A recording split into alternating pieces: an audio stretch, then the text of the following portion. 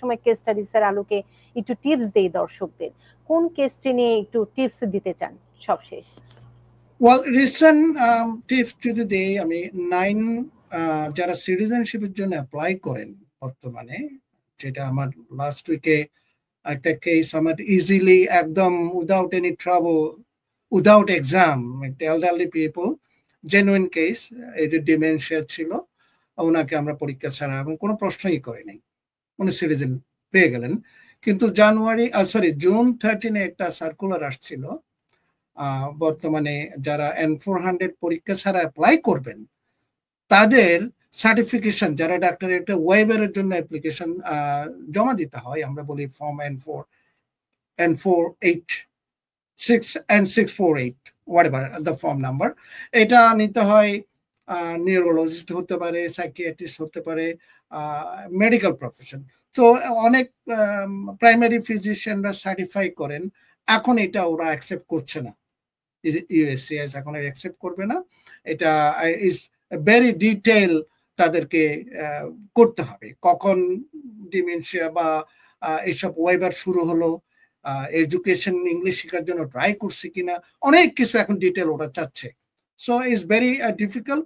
তবে আমার টিপস হবে, যারা এই বিষয়ে যারা ওয়েবারের জন্য অ্যাপ্লাই করবেন তারা যেন অবশ্যই প্রাইমারি ফিজিশিয়ান থেকে রেফারেল নেন, রেফারেল নিয়ে একজন নিউরোলজিস্টের কাছে ট্রিটমেন্টে থাকেন, 2-3 মাস পরে সার্টিফিকেশন নিয়ে নিউরোলজিস্টের আন্ডারে সার্টিফিকেট নিয়ে আপনারা অ্যাপ্লাই করবেন। এটা আমার তাদের জন্য টিপস। আর স্টুডেন্ট যারা আছেন, আরেকটা বাই দ্য ওয়ে, রিসেন্টলি আমরা যেটা ইনফরমেশন আসছে, আমি জানি না কারা এফেক্টেড হবে, আজকে আমার এক ক্লায়েন্ট, তার ওয়ার্ক পারমিট ছিল আন্ডার অ্যাসাইলামের আন্ডারে, সামহাউ এজেন্সিতে কাজ করতো, গভর্নমেন্ট এজেন্সিতে। তা এখন আসছে তাদের এমপ্লয়মেন্ট ভেরিফিকেশনের জন্য, ওয়ার্ক পারমিট তো আছে অবশ্যই, এর মধ্যে ওদের অ্যাসাইলাম যে গ্রান্ট হচ্ছে এরকম একটা I-94 এর রিপোর্ট চাচ্ছে। সো অনেকের কাজ চলে যাচ্ছে, আমি শুনলাম, এটা সঠিক কিনা জানি না। তো যারা ওয়ার্ক পারমিটে আছে অ্যাসাইলাম করার পরে, তারা অবশ্যই এমপ্লয়ারের সাথে আপনারা ভেরিফাই করবেন এরকম কোনো নোটিফিকেশন আপনারা পাচ্ছেন কিনা, সেটা ইটস ভেরি ইম্পর্টেন্ট। আজকে আমার কাছে ইনফরমেশন আসছে, এবং প্রবাবলি সেমি গভর্নমেন্ট এজেন্সিতে কাজ করে এয়ারপোর্টের কোথাও যেন বেশ কয়েকজন, ওদের চাকরি এখন নেই সার্টেন পিরিয়ড থেকে। সো এটা আপনার কেয়ারফুল থাকতে। ভালো একটি তথ্য দিলেন। তার মানে হচ্ছে ওয়ার্ক অথরাইজেশন পেয়েও অনেক সময়, যেমন আমি যদি বলি যে ট্রাফিক এজেন্টেও জয়েন করা যায় এখানকার সিটি জব, তো সেই জায়গাগুলোতে কি একটু স্ট্রং হচ্ছে কিনা আপনি বলছেন? কারণ এয়ারপোর্ট থেকে অনেকের চাকরি চলে গেছে, তার মানে ওয়ার্ক অথরাইজেশন দিয়ে যারা চাকরিগুলো পেত সেই চাকরিগুলো এখন ঝুঁকির মধ্যে পড়েছে। আমার মনে হয় এটা not all sectors, semi government এজেন্সিগুলো, ওদের এক্সটার্নাল বা ইন্টারনাল কোনো ডাইরেক্টিভ আসছে, এইগুলো ভেরিফিকেশন করতে হবে। মানে অ্যাসাইলাম যদি গ্রান্ট হয়ে থাকে, ওদের ফার্দার নট অনলি ওয়ার্কমেন্ট, আরো ডকুমেন্টেশন চাচ্ছে। So this is real case আমার কাছে আজকে, এবং লাস্ট উইকে একজন আসছিল। আমাদের রিয়াদ, লাস্ট প্রশ্নটি আমি নিয়ে এসে আজকের মতো আপনাকে করতে চাই, B1 B2 ভিসায় গিয়ে কি কাজ করার অনুমতি দিচ্ছে কিনা?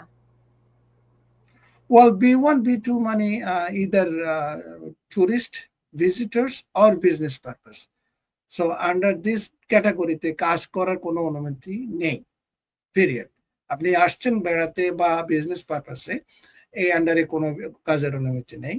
কেউ যদি বলে থাকে এটা রং ইনফরমেশন, আপনি আসছেন বেড়াতে। সেটি। অ্যাটর্নি খায়রুল বাশার, অসংখ্য ধন্যবাদ। উপসংহারে আমার দর্শকদের জন্য কিছু বলার আছে আজকের মতো? আপনার দর্শক ভিউয়ার্স যারা বাংলাদেশে যারা দেখছেন, তাদের জন্য ইমিগ্রেন্ট ভিসা এবং নন ইমিগ্রেন্ট ভিসা, যারা ভিসা ইন্টারভিউ ফেস করবে ইয়েতে, কনসুলারে বা এমবেসিতে, অল ইনফরমেশন আপনারা যারা দিবেন ট্রুথফুল, সঠিক তথ্য দিবেন একদম। আমি বলবো এখন জিরো টলারেন্স। আপনি যদি কোনো মিথ্যা তথ্যের কারণে ভিসা যদি ডিনাই হয়, so you'll be out of luck. এমনকি B1 B2 যারা ট্যুরিস্ট ভিসার জন্য অ্যাপ্লাই করেন, তারাও যদি মিথ্যা তথ্য দিয়ে যদি ডিনাই হন, পরবর্তীতে আপনি your bird for life. So এটা আপনারা সঠিক তথ্য দেওয়ার জন্য অবশ্যই চেষ্টা করবেন, এবং কোনো অবস্থায় কোনো সময় কোনো রকমে আপনার মিথ্যা তথ্য ইমিগ্রেশন ফর্মে কোনো সময় আপনার দেবেন না। সেটা এটা আপনার ভিউয়ার্স বাংলাদেশে যারা দেখছেন এমনকি এখানেও যারা দেখছেন তাদের জন্য এটা আমার মনে হয় একটু গুরুত্বপূর্ণ ইনফরমেশন আপনি রিলে করতে পারেন। তখন সেটি ক্রাইম হয়ে যায় আমেরিকার ল অনুযায়ী, ক্রাইম, সেটি অপরাধ। অসংখ্য ধন্যবাদ অ্যাটর্নি খায়রুল বাশার, অনেকগুলো বিষয় নিয়ে আলোচনা করেছি, ছোট ছোট টিপস দিয়েছেন। এবং দর্শক কথা দিচ্ছি, B1 B2 ভিসা নিয়ে যেহেতু আজকে অনেক প্রশ্ন এসেছে, আমরা পরে অনুষ্ঠানটি অ্যাটর্নি খায়রুল বাশারকে নিয়ে সাজাবো, এটি নিয়ে বিস্তারিত কিভাবে আপনি পেতে পারেন, কিভাবে আবেদন করবেন, কোন কোন বিষয়গুলো দেখা হয়, বিস্তারিত আলোচনা করব। অ্যাটর্নি খায়রুল বাশার, আপনি ভালো থাকবেন, সুস্থ থাকবেন, দেখা হবে আগামীতে। সে পর্যন্ত ভালো থাকুন।